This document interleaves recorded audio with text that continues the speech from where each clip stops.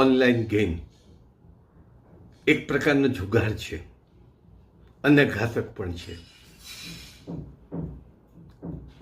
Online ગેમમાં પૈસા હારી જતા કેટલા યુવાનો આપઘાત કરે છે અને ઘણા લોકો એમના માતા પિતાના બેંક એકાઉન્ટ પણ ખલાસ કરી નાખે છે, ઝીરો કરી નાખે છે અને કુટુંબો બરબાદ પણ થઈ જાય છે.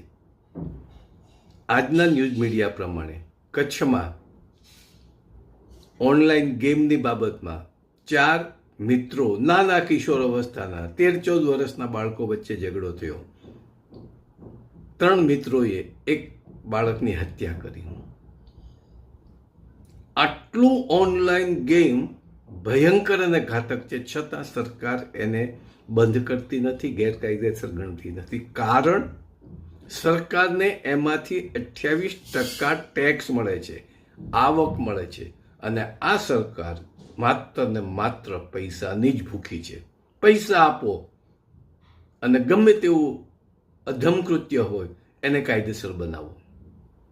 પરિવર્તન અનિવાર્ય બની ગયું છે. રાજકીય પરિવર્તન એક જ ઉકેલ છે.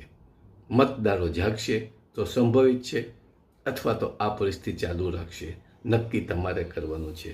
જય હિન્દ, જય ગુજરાત, સ્વાવલંબી ગુજરાત.